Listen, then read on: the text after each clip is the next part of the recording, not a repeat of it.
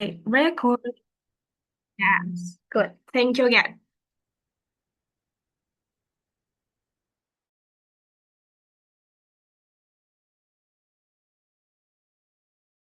Good. Good. Okay.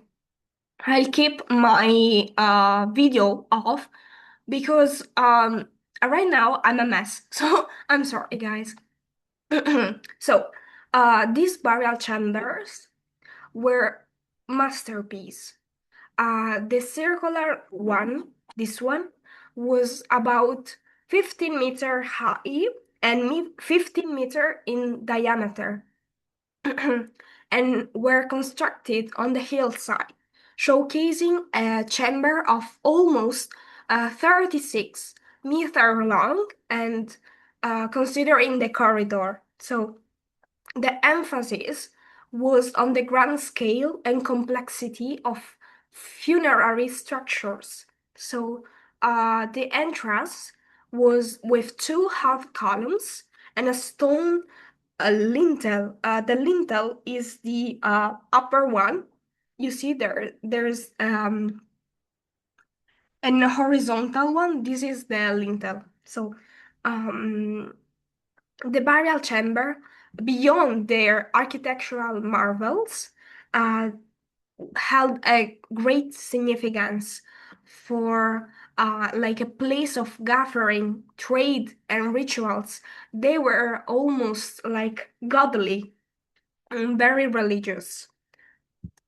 Now, the Megaron, the one I said to you before, it's like a proto-temple form, a rectangular hall with four columns, a hearth, and clerestory lighting. The clerestory lighting, it's from the top, right, from the ceiling, and they were like tessellated, and the lightings could come inside. It's like when we will be talking about the Roman one, they had a hole inside the ceiling, a central hole, which is called impluvium. Impluvium, I don't know if you guys can recognize the word. It means for the rain. Pluvium means rain, and it was meant to create light and collect the rain. The megaron. Megaron means mega means big. Ron means like like a temple. So this one influenced temple layout, the Greek one, and this like it's a more like a domesticated space and shape, and later on it was morphed inside the sacred form.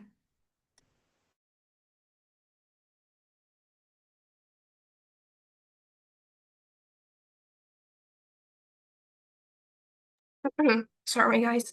So, the building system um, varied, changed through times, and from the Cyclopedian one to the corbelled vaults, the early Greek builders displayed an ingenuity for the structure because Cyclopean masonry, the masonry is the art of building walls, reflected only brute power. Like the polygonal walls showed precision and craft, so it was more like an evolution. We can see it from A to D, there is an evolution. So, in summary, the Minoan and the Mycenaean architectural styles were characterized by massive, thick walls that used a variety of masonry techniques, including, I'm citing here, cyclopean, rectangular, polygonal, and corbel method. This is the reason for which they resulted in a very unique roof structures. Okay, so moving on, we'll see now the Dark Age, which is not Middle Age, but you can imagine it like that.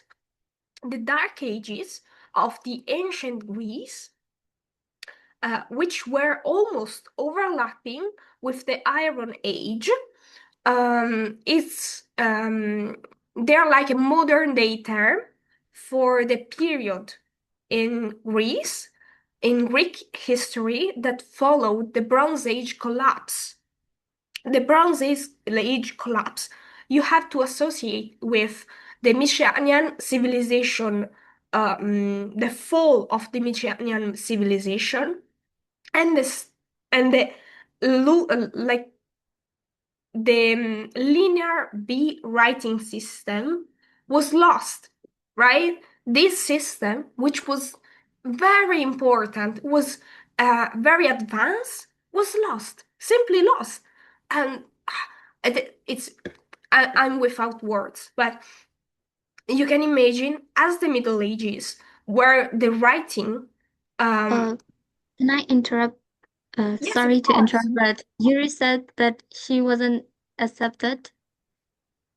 Sorry, who? Yuri. Um, Then no, no, no, she's not a. Oh, poor her. Okay, I didn't notice. Thank you. Is she inside now? yes, Oh, poor her. I'm sorry. Are you in? Yes, right now. Sorry, I didn't notice. Thank you so much. We were talking about. Let me go a little bit back. We were talking about the Megaron, which is this structure here, which is like a proto temple that, sorry, influenced later Greek layouts, the building system, and then we will talking about the Dark Ages.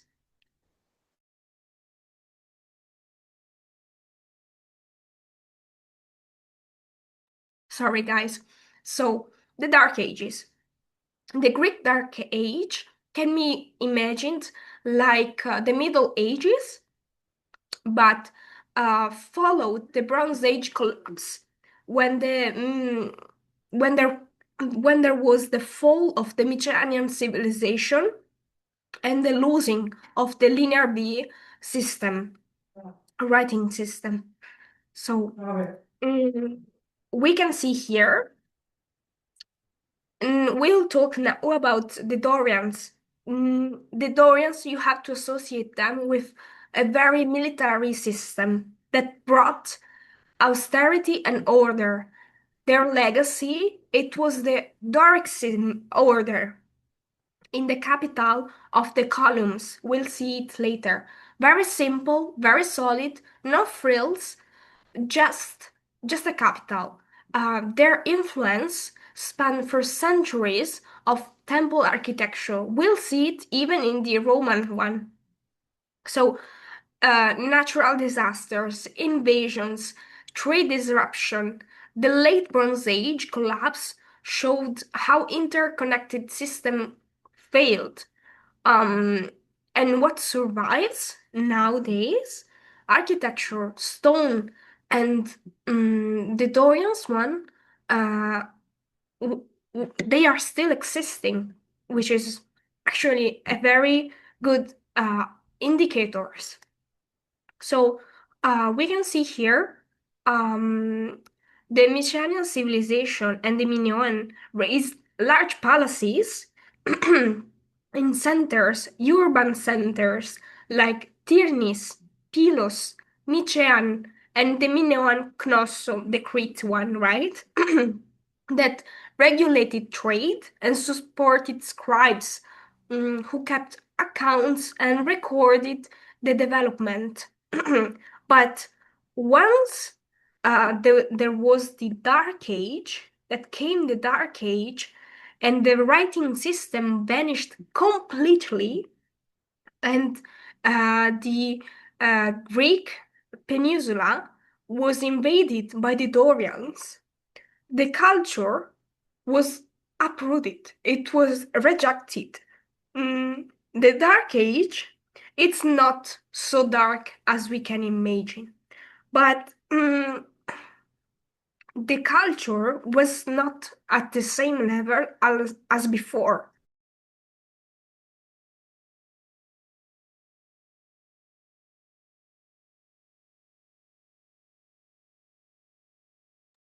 So the Bronze Age collapse either eliminated or deeply affected all the civilization near East and in the Mediterranean.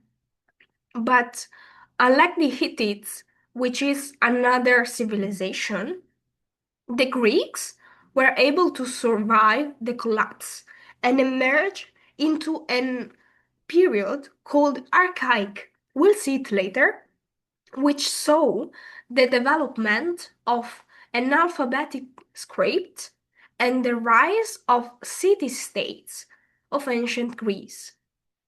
Still, a political instability resulted from class wars between the people of the village and the people of the palaces for the for the distribution of wealth, which was called speculative. So during the early Dark Ages, there were no cities for a king to rule over. However, mm, armies armies were sent on campaigns of conquest. Conquest what? But let's move on. So the village leaders organized defense against um, other villages. I don't know why, but by the 10th century before Christ, significant changes were evident in social development. So we'll see here. Um, this is a cool quote that explains the situation. There's not much of this period, but there is a very important site that I would like to show you guys. It's called Lefkandi. It's a very captivating treasure that we can say unlocks the vibrant world, particularly the dramatic transition of the Dark Ages. Uh, it's the most important things is the hero's grave, a monumental structure that serves as a burial site, but also a testament to the elites and its inhabitants. The grave holds the cremated remains of a very important chief surrounded by artifacts, suggesting that the society there, that village, was not only surviving, but it was flourishing. So, moving on, we'll talk about a little bit more about the rebirth of, we can say, literature, alphabet, writing, and we cannot forget about Homer and Hesiod. Now, I wanted to make a special part just for them, but it wouldn't be fair for all the architecture and buildings we'll see later. So I'm just gonna cite them. Please, guys, if you don't know them, go read like it. Just it can just be a very small page, or you can see um maybe people reenacting their writing. I did one with my classmates. It was like a theater one. It was not from Homer or Hesiod, but it was from one of their students. It was crazy. It was so it was so funny. Please, guys, go watch them. So their epics reawakened the mythic imagination of the ancient Greece. This time, oral poetry was actually preserved a very heroic past and blended narrative with architecture. We can think about the Odysseus palaces or the walls of Troy. You know Troy, the city, the one with the horse? Well, just a little bit of curiosity. That wasn't a horse. It was um, a ship. Yeah. So let's now start with the archaic one. Guys, my stopping are because I'm eating honey so I can speak. I'm very sorry. I don't know what happened. I think I'm sick from the flight. So, the archaic period. So, the Greek archaic period started from what can only be uncertainty, like the and after it ended with the Persians being ejected from Greece from good. We'll see it later. In the archaic period, there were vast changes in the Greek language, society, art, and architecture, even with politics, of course. The changing occurred due to increasing population of Greece. So this meant increasing amount of trade, which led to colonization and a new age of ideas, intellectual studies, and the most important of the modern Western world was democracy. So Athenians politics from Athens, you know, the city from the four. The harsh laws of Draco, we'll see here, okay? The first period, they were ruled by monarchs. And later on, in okay, in around 800 BC, cities were then ruled by oligarchs.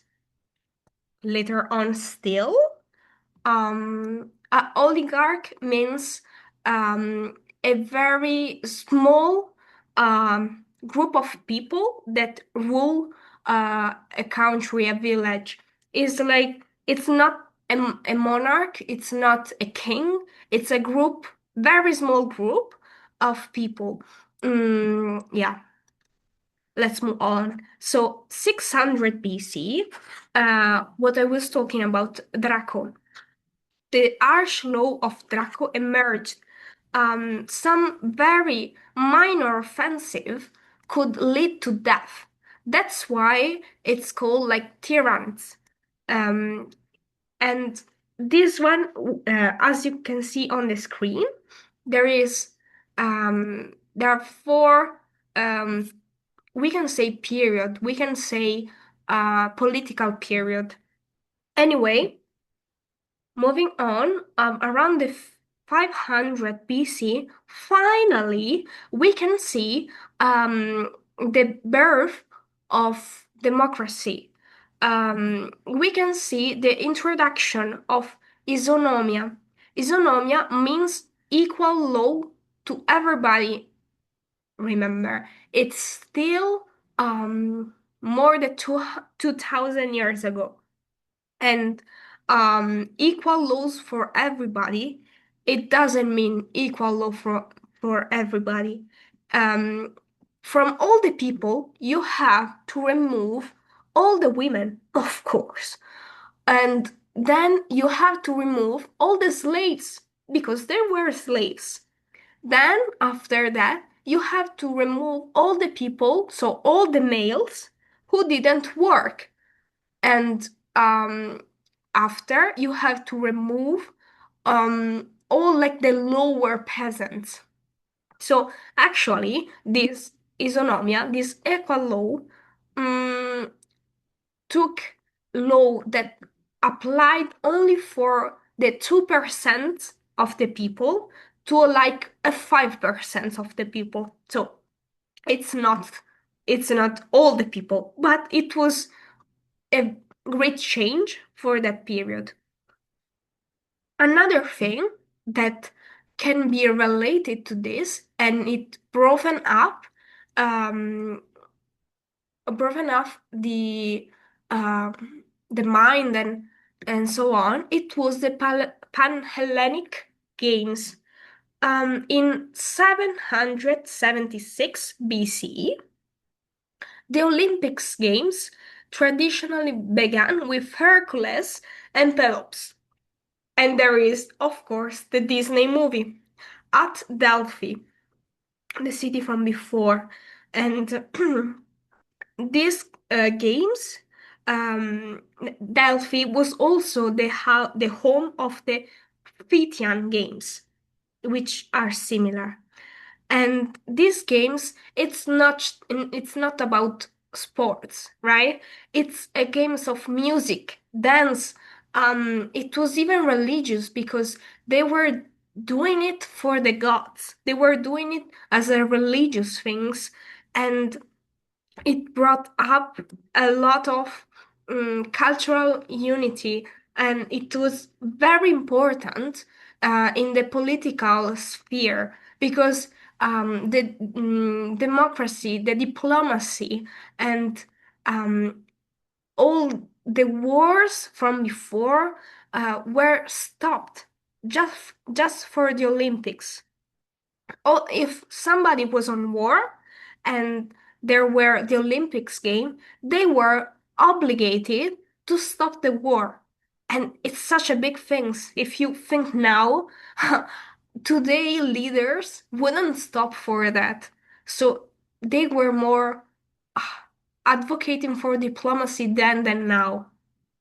Now, let's now turn to the alphabet. The Greek alphabet emerged from the Phoenician script, right? The Phoenicians were another population. Guys, I wanted to put them, but there is no time. I think I'm even too late. But maybe I'll do a PowerPoint just for them. And I'll move on because I think we're super late. So, the alphabet is very important because it was enabling the recording of poetry, like for Homer and Hesiod. Also, storytelling moved to the public performance. So before, all of literature, poetry, theater was just for the elite. Now it flourished and moved to the public performance. Tragedy, comedy became central to the civic life. And yeah, we can see it here. Uh, I recommend to go watch or read some of this script. They're very awesome. They're amazing, sorry. So for the art, you can see two vases. For the ancient word, for the Greek word, maybe this is one of the most important differences. Maybe you cannot see it at like very fast, but if you see on the left, there is a red drawing on a black background. And on the right, there is a drawing on a red one. This is a very big difference, but we'll move on. So, for the architecture type, temples grew more ambitious, right? Um, we'll see here that early examples like the Heranion at Olympia use stone bases with wooden columns, or this one is the one I'm talking, and then there is the Apollo in Syracuse, in Italy, in Sicily, and we can see here another structure, which is a round one. Now let's move on for the classical one. The 5th century BC, so the peak of Athenian power and cultural achievement, including democracy, philosophy, and drama. Guys, since I'm very late, I'm going to skip the Persian Wars. It's described here step by step. They were important, but we're gonna skip them. Okay. So for the Hellenistic period, is you have to associate the Hellenistic period with the conquest of Alexander the Great. So the birth of the city-states like Alexandria in Egypt and featured grand buildings like the lighthouse and large libraries. The Hellenistic period also saw the rise of powerful kingdoms with centralized rule that were replacing city-states like Alexandria and other ones. Um, there is a very nice documentary about the lighthouse on YouTube, and it's for the National Geographic Channel, if I'm not wrong. I saw it, it's amazing.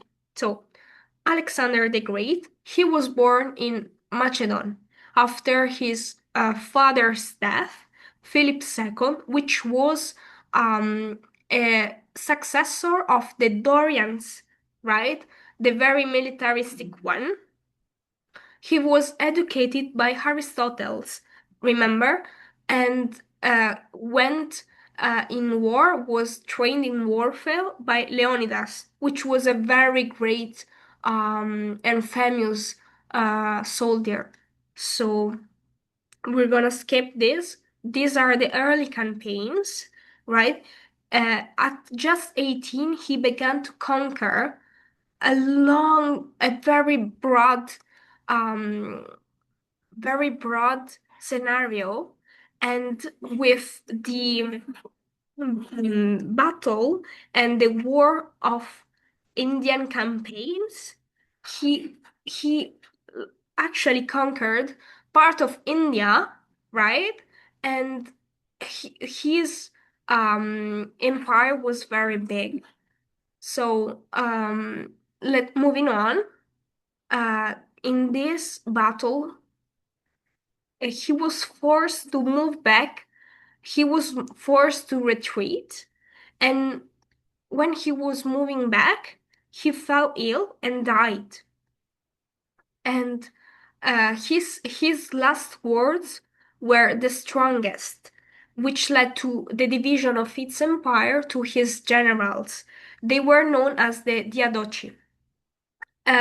You know what his left shoulders did?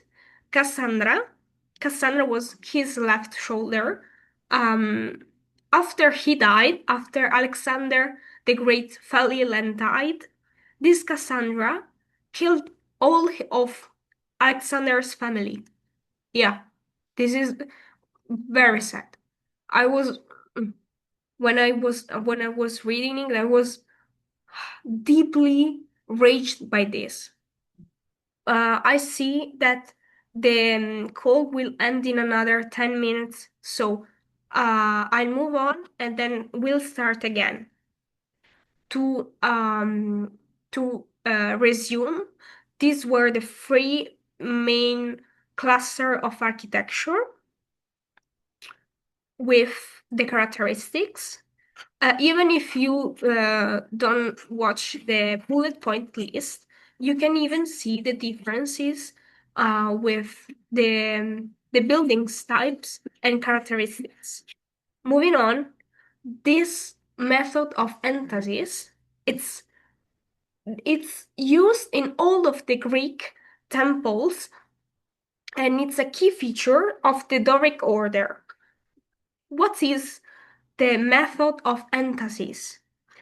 Uh, it's like a correction of the illusion of the columns. In reality, the columns aren't straight, but they have a broader base and they thin out on the top. and they are a little bit like curved because it's like an optical illusion. If they didn't do that, the temple wouldn't seem straight. Then moving on, here you can see the writing of the first geometrical systems and paradigms and calculation that were applied on the construction of the temple, and later on they were taken by Vitruvius, the Roman one, and you can see Leonardo da Vinci man. um, it all derives back to the Greeks. Now, I talked before about the Doric order, but what actually is an order? Is a defined and particular type of a column, and not only by the capital, but even the column itself, considering even the base. There are three district orders for the Greek ones: the Doric, the Ionic, and the Corinthian one. This is the Doric from the Dorians. Very simple, very plain, very effective. Now there is the Ionic one, which actually is my personal favorite one, but this one can only be seen from the front. These are the temples you can they used it in. And also there is the Corinthian one. But they aren't the only one.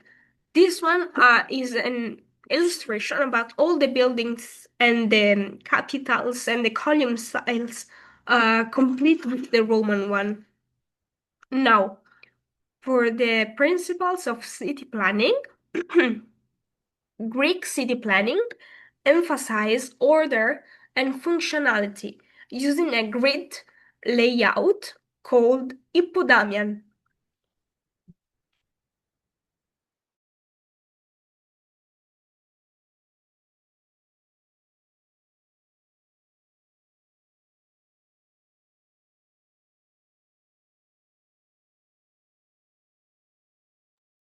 The city center featured the agora.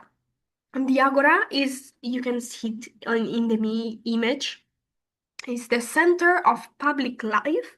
It's just like a plaza. Um, it's where people and public life reunited. And there were temples outside the agora, of course, and important buildings, which were placed on the Acropolis. The Acropolis is like the most important part of the religious city, which is usually on top of a hill and had access to resources, and it's like the city defense. We can see here all the different typology of buildings in the ancient Greeks.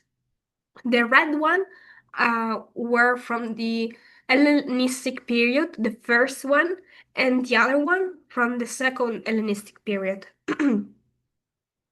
Now we have 3 minutes. I'll cover this one and then very fast, and then we'll move to the Roman one because we are very late. So, the Acropolis is a high fortified hill that was serving, as I said before, as a religious and a defense center.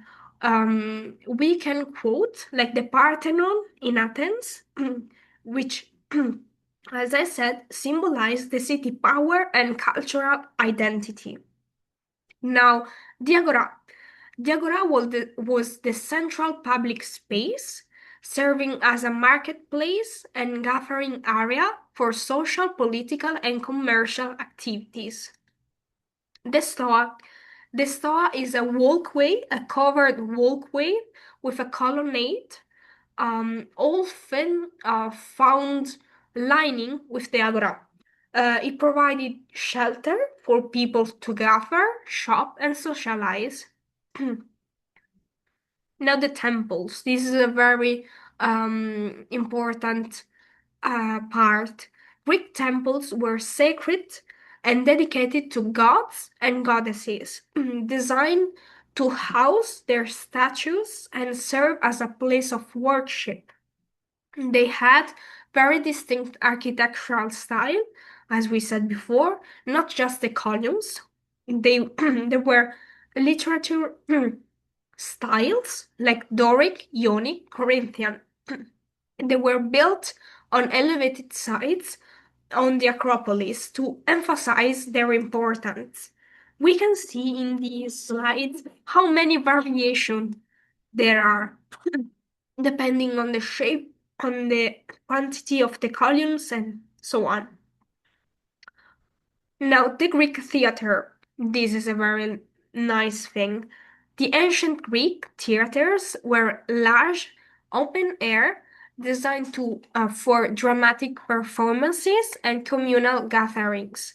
They were built into hillsides and features a circular orchestra where actors and chorus performed.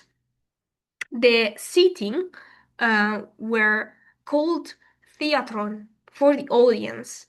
And in the image, you can see all the other elements. Now, this one, I never heard of this one, but the Bullenterion, was actually a council of citizens for the city-states that was responsible for administrative and political decision, usually about 500 chosen members. So, guys, we finished the Greek part. The call is ending, and we will play another one.